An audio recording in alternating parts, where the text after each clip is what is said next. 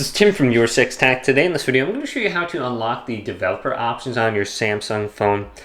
So what we want to do is swipe down from the top right and go to settings right here. Scroll on down. Now we want to go to where it says About Phone. So you can see I already have it unlocked.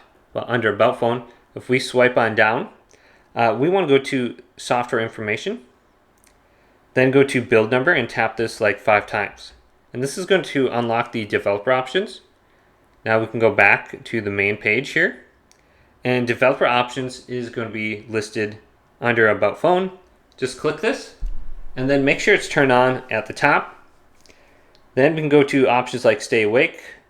The screen will never sleep when it's charging with the USB, and you can turn on other options related to certain apps that you might be using, like mock GPS location or other things.